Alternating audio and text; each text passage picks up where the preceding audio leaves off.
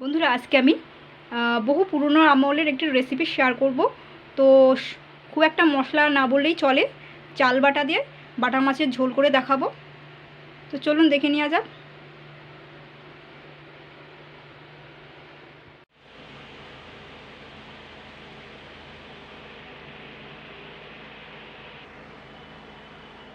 নমস্কার বন্ধুরা, আমি Priyanka, welcome back to my channel. বন্ধুরা আজকে আমি বানিয়ে দেখাবো একটি দারুণ স্বাদের রেসিপি। তো রেসিপিটা কিন্তু একটু পুরনো রেসিপি, তো মা ঠাকুমার যুগের একটা রেসিপি, বহু পুরাতন একটি রেসিপি আমি শেয়ার করছি। তো এই রেসিপিটা কিন্তু অনেক খুঁজে খুঁজে বের করেছি। তো যাই হোক, এখানে কিন্তু আমি বাটা মাছের রেসিপি করে দেখাবো। এখানে কিন্তু আমি বাটা মাছ নিয়েছি 400 গ্রাম মতন আছে। আপনারা যেরকম নেবেন খাবেন তো সেরকমই নেবেন। আর এখানে কিন্তু আমি ভিজিয়ে রেখেছি, এই যেরকম নর্মাল আতপ চাল হয় সেরকম। আপনারা যেরকম চাল গোবিন্দভোগ চালও ব্যবহার করতে পারেন যে কোনো। তো আমি নর্মাল আতপ চাল নিয়েছি, কিন্তু এখন তো কোনো গোবিন্দভোগ চাল না। তো এমনি চাল দিয়েও করতে পারেন, ভাতের যে চাল ভাত করেন তো সেই চাল দিয়েও করতে পারেন। তো যাই হোক, এই চালটা কিন্তু আমি ভিজিয়ে রেখেছি প্রথমে। তো চালটা কিন্তু সবার প্রথমে ভিজিয়ে রাখতে হবে, যে কোনো চাল নেবেন তো ভিজিয়ে রাখবেন সবার প্রথমে 10-15 মিনিট। তো এবারে আমি চালটাকে আমি বেটে নেবো শিলে। আর এই বাটা মাছটা আমি বাটা মাছটা আমি পরিষ্কার করে কেটে ধুয়ে পোষা করে নেবো। আর এই চালটা আমি বেটে নেবো। আর এতে মশলা বলতে কিন্তু খুবই হালকা মশলা হবে এতে। তো বন্ধুরা দেখুন, চাল বাটাটা বেটে নিয়েছি। এখানে 4 চামচ মতনই হয়েছে। 2 চামচ আদা বাটা, আর ধনে আর জিরেটা আমি মানে গুঁড়ো করে নিয়েছি ভেজে। আমি কিন্তু কোনো গুঁড়ো মশলা ব্যবহার করিনি, মানে আস্ত ধনে জিরেটা আমি আস্তে করে হালকা করে ভেজে নিয়ে তারপরে আমি গুঁড়ো করে নিয়েছি। এবার আমি এতে জল দিয়ে দেবো।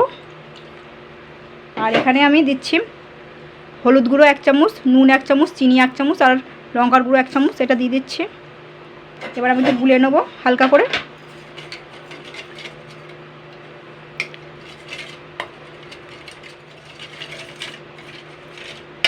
গোলা হয়ে গেছে সুন্দর। তো বন্ধুরা দেখুন, বাটা মাছগুলো আমার ধুয়ে কেটে নিয়ে পোষা করা হয়ে গেছে। এবার আমি এতে একটা নুন হলুদ মাখিয়ে নেবো। এবারে নুন হলুদ দিয়ে আমি মাখিয়ে নিচ্ছি ভালো করে বাটা মাছগুলো।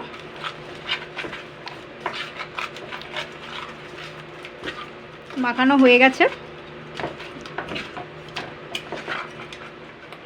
তো বন্ধুরা দেখুন, কড়াইতে কিন্তু তেল দিয়ে দিচ্ছি। এবারে আমি নুন হলুদ মাখানো বাটা মাছগুলো আমি দিয়ে দেবো। আর তেলটাকে কিন্তু ভালো করে গরম করে নিতে হবে।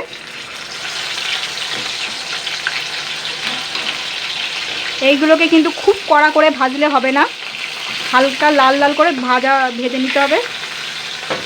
খুব কড়া করে মাছ কিন্তু ভাজা যাবে না। তো বন্ধুরা বাটা মাছগুলো কিন্তু ভাজা হয়ে গেছে, তো আমি তুলে নিচ্ছি।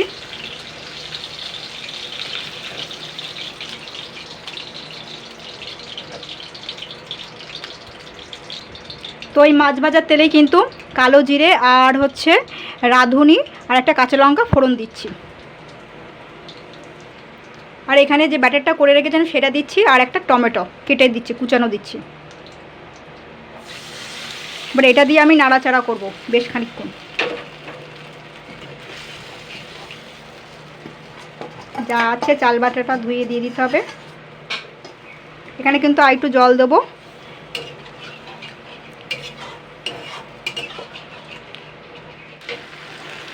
তো বন্ধুরা দেখুন, এটা কিন্তু নাড়াচাড়া হয়ে গেছে। এটা কিন্তু অনেকটাই ঘন হয়ে গেছে চাল বাটাটা দেওয়ার পরে। তো এবার আমি এখানে জল দেবো একটু বেশি করে। জল দিয়েছি বেশি করে। এবার আমি ঝোলটাকে 2-3 মিনিট ভালো করে ফুটিয়ে নেব।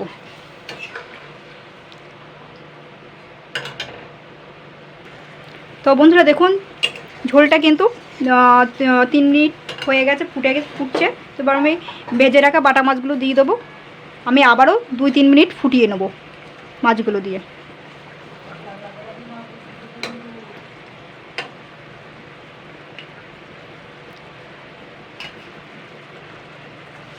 তো বন্ধুরা দেখুন, 3-4 মিনিট ফুটিয়ে নিয়েছি। তারপর কিন্তু আমি গ্যাসটা বন্ধ করে দিচ্ছি। তো এইভাবে করবেন গরমের দিনে। তো তেল মশলা ছাড়াই, বেশি খুব একটা যে মশলা দিচ্ছি তা না, শুধু মাছ ভাজার তেলে আমি করে নিয়েছি এসব। তো এইভাবে ট্রাই করবেন।